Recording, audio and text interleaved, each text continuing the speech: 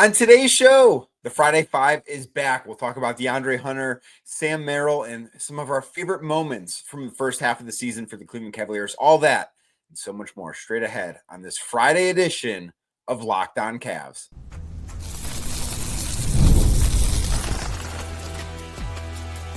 You are Locked On Cavs, your daily Cleveland Cavaliers podcast. Part of the Locked On Podcast Network, your team every day. What's up, everybody? My name is Danny Cunningham. You might know me from my time covering the Cleveland Cavaliers, places like 92.3 The Fan, Cleveland Magazine, my Substack, The Inside Shot, and a number of other stops along the way. I want to say thank you to you for making Locked On Cavs your first listen today and every day. You can find the show anywhere you get your podcasts, Apple, Spotify, anywhere else. Drop us a 5-star rating. Leave us a nice review. Be a friend. Tell a friend about Locked On Cavs. Make sure you're subscribed. Make sure a friend is subscribed as well. And if you're watching the show on YouTube, do me a favor. Hit that thumbs up button for me. Click subscribe and hit that notification bell so you don't miss the latest Locked On Cavs content. A proud part of the Locked On Podcast Network, your team every day. Today's show, of course, brought to you by FanDuel. Right now, new FanDuel customers can get $150 in bonus bets if your first $5 bet wins. So head on over to FanDuel and make that happen. The Friday Five is back. It's been a couple of weeks due to some travel, some trade stuff, just a lot going on. But the Friday Five has returned. I've got 5 topics about the Cleveland Cavaliers, both recent ones, like the last week, 10 days or so, and also the entirety of the first half of the season, because it has been quite a first 54 games for the Cavs. I know it's not the first half, but whatever, pre-All-Star break stuff, been quite a ride for the Cavs. So there are some stuff that a little bit more longer-term things to look back on that I think now is an appropriate time. But I want to get started with DeAndre Hunter and the starting lineup. So DeAndre, of course, in his first game as a member of the Cavs, was in the starting lineup against the Minnesota Timberwolves on Monday evening. Things went really well.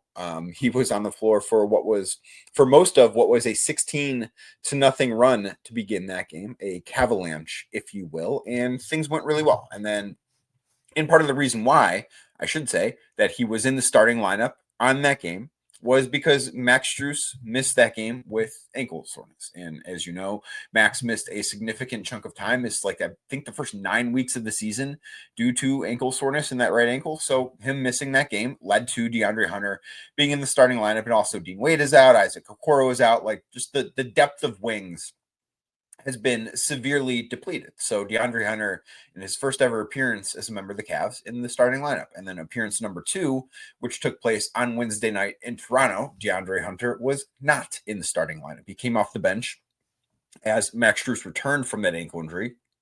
Strus reclaimed his starting spot, and Max played really, really well with the starters, hit 4 threes in his first, 6.5, 7-ish minutes of time on the floor, and things went really well. And this, of course, leads to a bigger conversation about who should be the starting small forward for the Cavs. And I don't know, after I thought about this a little bit more throughout the day on Thursday, I don't know that there's a right or wrong answer to this. I do think one of these answers might be a little bit more right than the other one, but I don't know that either of them are wrong in any capacity. And I think things that Max Strus and DeAndre Hunter bring to the table for the Cavs are very different. And I think that the question, as far as who should start, comes down to how do you not necessarily feel about these individual players, but how do you feel about what they bring to the table for the Cavs? Because I do think DeAndre Hunter brings more of a scoring punch. I think he's a better defender. And you hear me say those two things, and you're like, oh, well, that's an easy answer. The Cavs need to get better defensively.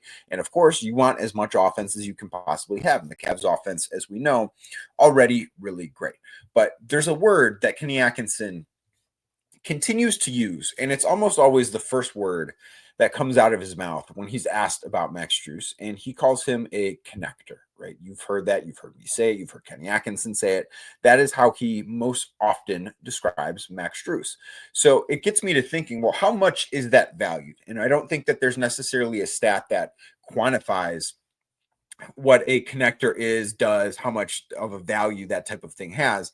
I don't know that exists. I don't know if there's a number. I mean, I could look at Strus's net rating with the rest of the starters for the Cavs, because of course it's been really good in 210 possessions that he's played alongside Darius Garland, Donovan Mitchell, Evan Mobley, and Jared Allen. The Cavs have a 32.8 net rating. So they're absolutely obliterating teams, which of course means, well, why would that change? And I do think that is something that is worth thinking about. But then you also think about, okay, well, for the Cavs to get to where they want to go to, which is the NBA Finals, they're going to, more likely than not, have to go through the Boston Celtics to get there. And as we know how Boston has built its team, they've got two all NBA caliber wings in Jason Tatum and Jaylen Brown. And the Cavs starting lineup as is with Max Strus in there is not one that matches up particularly well because, yeah, Darius Garland's probably going to guard Drew Holiday and Donovan Mitchell is probably going to guard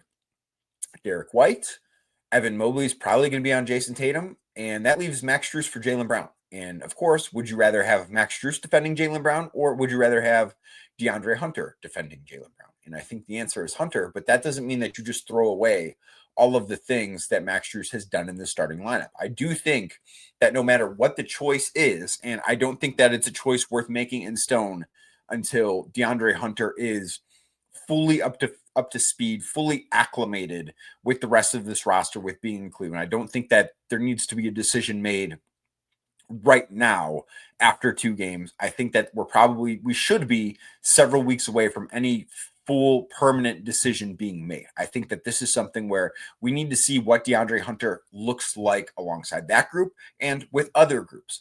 But no matter what decision is made, I do think that there needs to be some way to where at certain times in every single game, both players, both DeAndre Hunter and Max Strus, spend time in the starting lineup alongside the rest of the core four. Maybe not to start the games, but I think them both spending time alongside the core four would be a good thing. Up next on today's Friday Five, Sam Merrill. So Sam is somebody who I think it's fair to say has had an underwhelming season for the Cleveland Cavaliers. He is somebody who historically is a really, really good shooter, as we know. You don't need me to tell you that. You've watched Cavs basketball, and you know that Sam Merrill can absolutely light it up because he's a career 39% three-point shooter, and that's with having what has been a poor season so far this year. On the year, Sam is now back up to 36.1% from beyond the arc, which is down still from last year's mark of 40.4.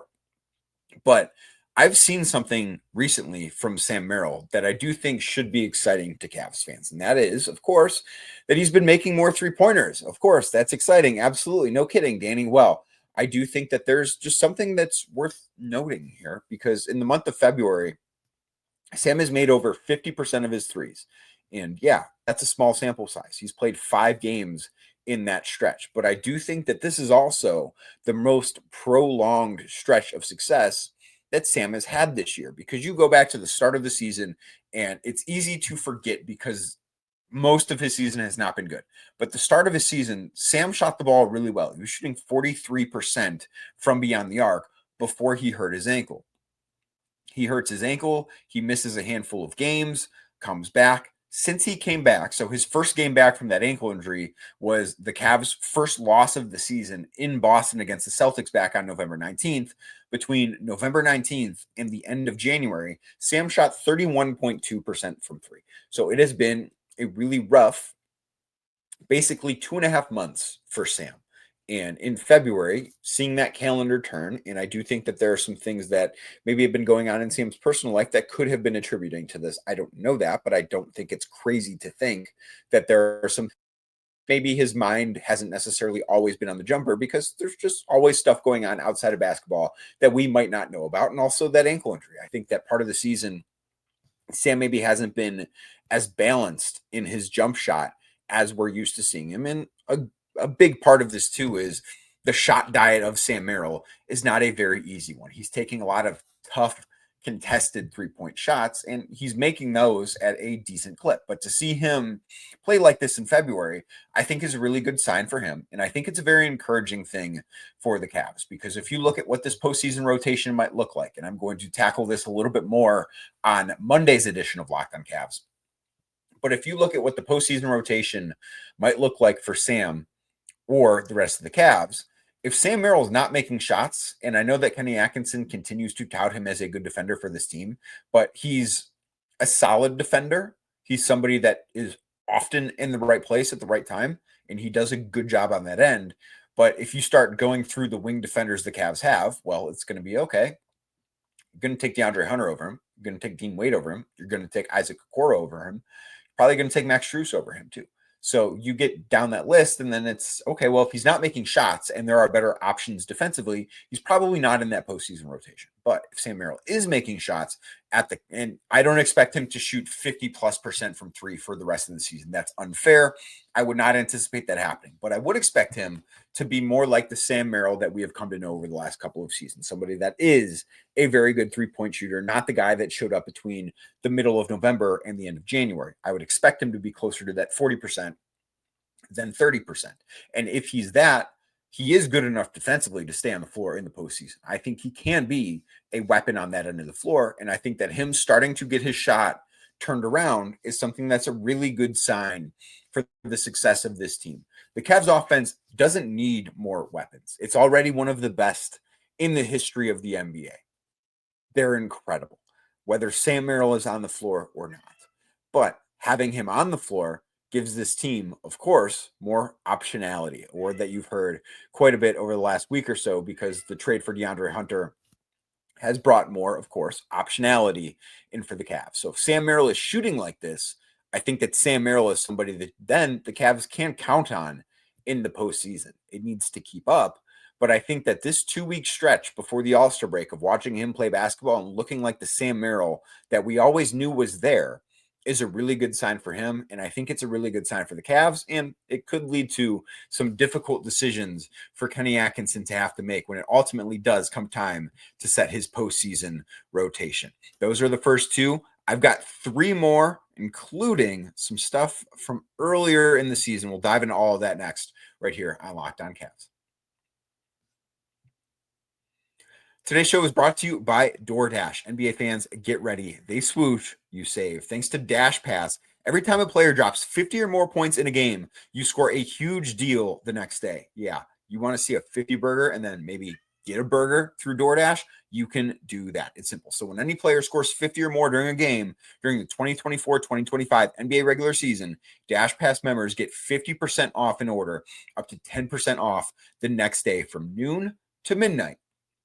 So if someone goes for 50 from noon to midnight the next day, you can score 50% off. What you can do, after that epic 50-point performance, you're staying up late watching the night before, maybe you don't want to cook the next day. So you're going to get wings, pizzas, burgers, whatever you want from your favorite spot. You can have it delivered straight to your door. Or, hey, maybe it's I stayed up late because someone out west scored 50 points last night. I couldn't miss it. And then you're at work the next day, but you didn't have time to pack a lunch. Well, quick and easy to just order lunch on DoorDash. And plus with Dash Pass, you can get your favorite meals with $0 delivery fees and reduced service fees. Plus now you can save even more with this exclusive NBA offer. So sign up for Dash Pass and be ready to save. When any player scores 50 or more in a game, Dash Pass members get 50% off an order the next day, up to $10 off. Just use promo code NBA50, that is NBA50, from noon to midnight after a 50-point game on eligible orders at participating merchants. Must have an active Dash Pass account. Terms do apply. Visit DoorDash to learn more. Thank you again for making Locked On Cavs your first listen today and every day. Like I said earlier, you can find the show anywhere you get your podcast, Apple, Spotify, anywhere else.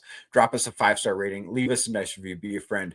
Tell a friend about Locked On Cavs. Make sure you're subscribed. Make sure a friend is subscribed as well. Item number 3 in this edition of the Friday 5 is the minutes load that the Cleveland Cavaliers have been playing so far this season. And I think that this has been a very stark contrast to what we're used to seeing from the Cavs. If you think back to the previous couple of years, what this team has looked like under JB Bickerstaff, where the starters have played a lot of minutes. JB wasn't a guy that necessarily trusted his bench a whole bunch. And I think that led to, at the end of seasons, maybe the Cavs running out of a little bit of gas and not having as much left in the tank as you would like a team to have in the postseason when that arrives.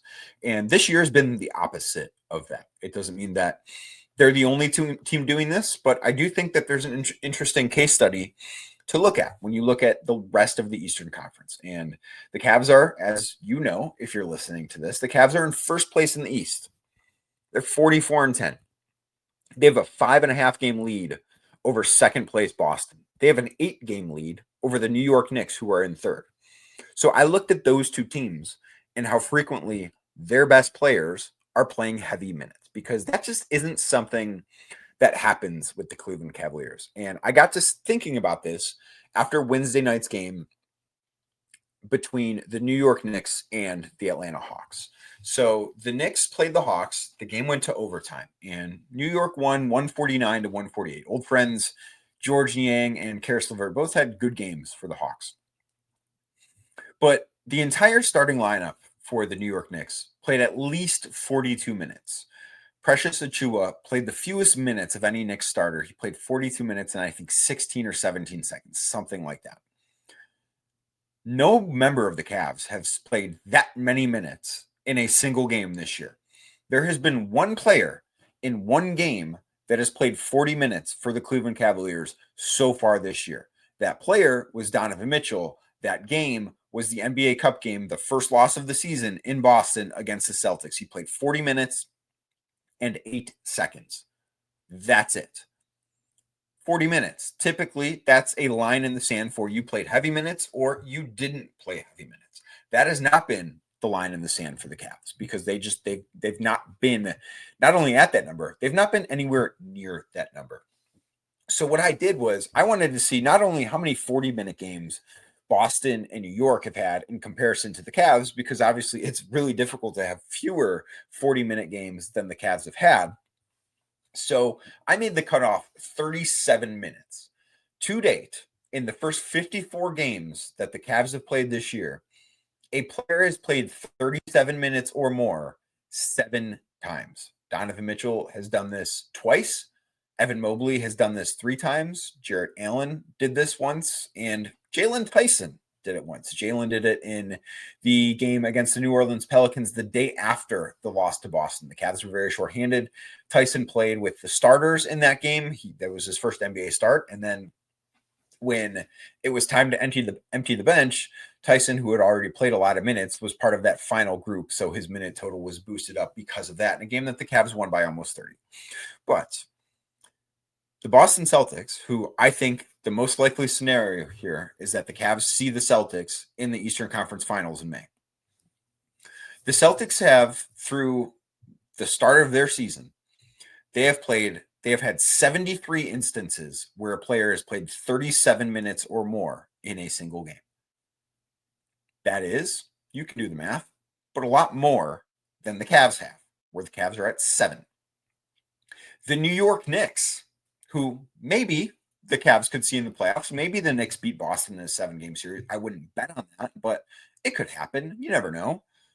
The New York Knicks, through 54 games as a team, a player has played 37 minutes or more 143 times.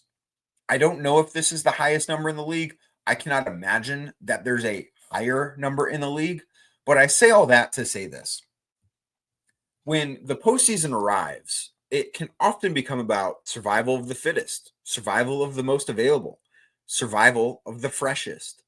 If you look at the teams that have played very heavy minutes, and it's not to say there's no benefit to playing heavy minutes at times, because I do think that there is a benefit, and I think that the Cavs should probably boost this number up a little bit, but you want to be on the lower end rather than the higher end. If the Knicks run out of gas this year, I don't think anybody should be surprised.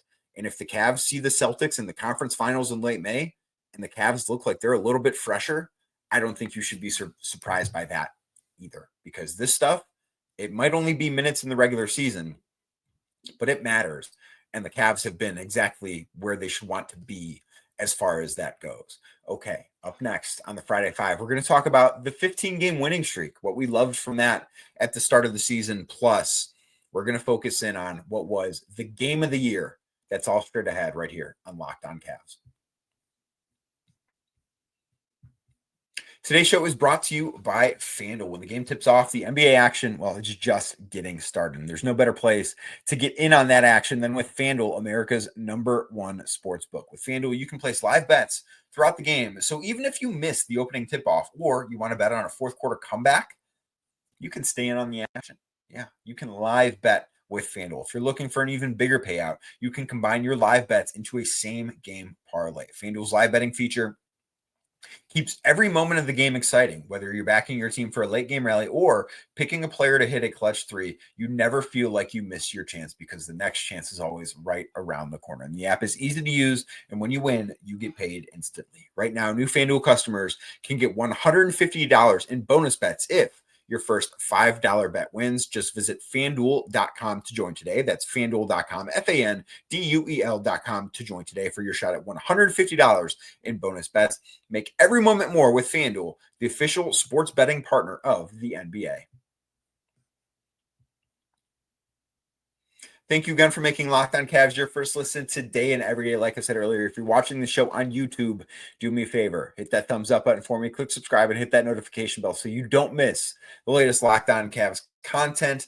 Up next on the Friday Five, we're going to talk about the 15-game winning streak for the Cleveland Cavaliers. So this was, I think, really when, and it would have been impossible to know beforehand, but I think this is really when we first started to know that this team was going to be special, because you don't just win 15 straight games to start a season and then go and just be an average team. That doesn't really happen.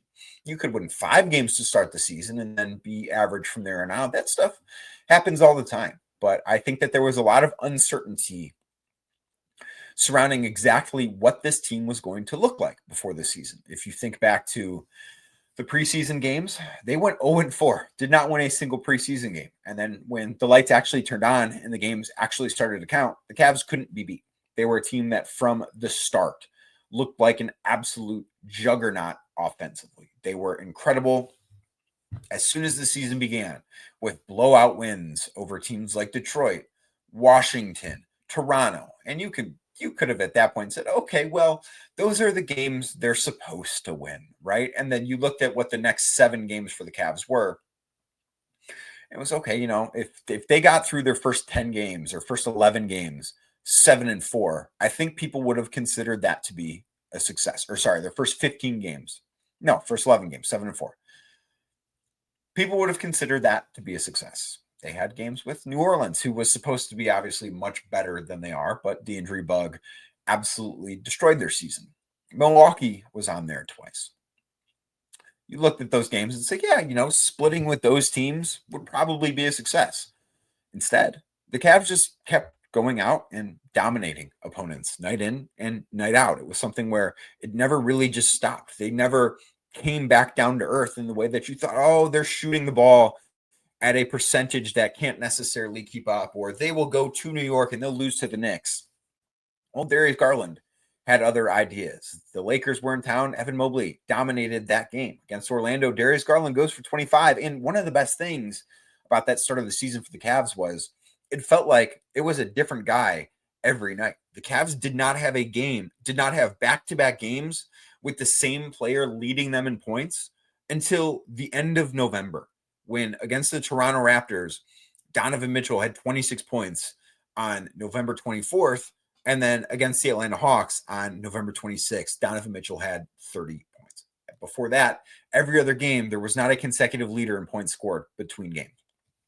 And that spoke to how much this team was able to rely on each other, the depth of this team. And I just think that this is something that we knew the Cavs were going to be special at that point. Their preseason win total for this team was 48.5 on FanDuel. And if you listened to this podcast back before the season, I felt very strongly that the Cavs were going to win at least 50 games. Because if you looked back at what they were 2 years ago, when they won 51 games, you couldn't tell me that this roster right now wasn't better than what the Cavs had 2 years ago in Donovan Mitchell's first season in Cleveland. And then you looked at last season, and the Cavs won 48 games. They do so despite having several guys injured and missing time. Darius Garland wasn't very good when he was on the floor, and he missed a lot of time because of injuries. Evan Mobley missed a lot of time because of a knee injury, because of an ankle injury. Those things matter, and they still won 48 games. So I thought, well, there's no way that this team is going to not win 50 games. Now, this is a team that it would be an upset if they didn't win 60 games. They're at the All-Star break with a record of 44-10. That means to win 60 games in their final 28, they just have to go 16-12. Do you think that this team in the next 28 games has 12 losses in it? I don't. This is a team that should be staring down 65 wins and putting themselves in historic company as far as their net rating goes, as far as their offense goes, as far as what they're capable of. They've shown that they are a championship contender, true championship contender. That's what they've done all year. And it started with that 15-game winning streak. Maybe everyone didn't want to believe right away that it was anything more than a hot streak. But as we look back at that winning streak, I think all it was this is a sign of what's to come. Because then the Cavs, of course, later on follow up with a 12-game winning streak that they have. And now, as they're in the break, I believe they've won 8 out of 9. This is a team that all they've done is win basketball games at an incredibly high clip. It started early, and truthfully, it never really stopped. The fifth and final thing on this edition of the Friday Five, we're going to go back to a specific game. We're going to talk about the Cleveland Cavaliers beating the Oklahoma City Thunder 129-122 back on January 8th, because this was, in my opinion, the best game that has happened in the NBA this season. I'm a big basketball fan. I like to watch a lot of different games every single night. It feels like I will watch a different game. Last night, I was lying in bed after the Cavs beat the Raptors, after I wrapped up Thursday's edition of Locked On Cavs, and I just turned on the Clippers game because I wanted to see what they looked like against the Memphis Grizzlies, who the Cavs will be playing shortly after the All-Star break concludes. So I watch games every night. I have not seen a game with more high-level execution from both teams this entire season than what we saw between the Cavs and the Thunder on January 8th. The Cavs won that game 129-122. It was an incredibly exciting game. It was a game that, in getting back to the minutes issue that we talked about earlier, no one on the Cavs played more than 35 minutes. And the big guys dominated too, because I thought this was a moment too that mattered for Jarrett Allen. And yes, Oklahoma City was without Chet Holmgren in this game. They didn't have the size to combat the Cavs. And that's a big reason why the Cavs won. But Jarrett Allen had 25 points, 11 rebounds. Evan Mobley had 21 points, 10 rebounds, and 7 assists on just 13 shots. Those guys were absolutely spectacular. Donovan Mitchell finished with just 11 points. He did not have a good game, and the Cavs still found a way to beat what was, at that time, the team with the second best record in the NBA. The team with the best record as I record this, because I'm recording this before they play Thursday against the Minnesota Timberwolves, but I do imagine that the Thunder will win that game and probably have a 1-game lead on the Cleveland Cavaliers going into the All-Star break for the best record in basketball. But this was a game that it was one that the best way I can describe this, or the best company I can put this in, is I've been covering the NBA for a long time.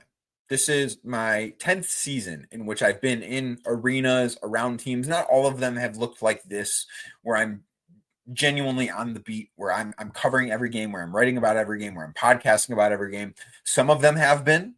Some of them have been more of a casual covering the game, collecting sound for radio stations, stuff like that. But I've been around for a while. And this was the most intense regular season game that I can think of since the Christmas Day Classic back on December 25th of 2016 between the Cavs and the Warriors. Like, that is the only other regular season game that I can recall where the intensity was at the level it was between Cavs and Warriors. This game took place on January 8th, and this game felt like it took place on June 8th. That's exactly what it felt like inside that arena. Now, is this a finals preview? I don't know. Do we look back on this maybe a little bit differently because the Cavs went to Oklahoma City a couple of weeks later and found themselves down by as many as 40 points? Maybe. But I look back on this night pretty fondly because I think it was the best display of basketball that we've seen from two teams in one game all year in the NBA. And I think it's a really cool thing that the Cavs were part of that. I think it's a really cool thing the Cavs were part of what I think everybody has termed the game of the year in the NBA. And I do think it mattered too, because there's this conversation about ratings that I personally kind of have a disdain for. I don't care about it. I don't care what the ratings are. But it was also really cool to see the NBA throw its weight behind this game to where they really marketed the heck out of this game. And a lot of people watched it and the reaction was great. It was not only a win that I think the Cavs kind of needed, but I think it was a win that the NBA needed. Not the Cavs beating the Thunder, but throwing their weight behind this game and it turning out as well as it did. And that is going to always be, I think, one of my fondest memories from this season is being in the building for that game. And it'll probably be one of my fondest memories just as a basketball fan, getting to see basketball like that. And, if we get 7 more of those games in the month of June, with some of them happening in Cleveland, some of them happening in OKC, I think we'll all be pretty happy with that. So thank you for making Locked On Cavs your first listen today and every day. You can find the show anywhere you get your podcasts, Apple, Spotify, anywhere else. Drop us a 5-star rating. Leave us a nice review. Be a friend. Tell a friend about Locked On Cavs. Make sure you're subscribed. Make sure a friend is subscribed as well. And if you're watching the show on YouTube right now, do me a favor. Hit that thumbs up button for me. Click subscribe. Hit that notification bell so you don't miss the latest Locked On Cavs. I will be back next week talking about the Cleveland Cavaliers.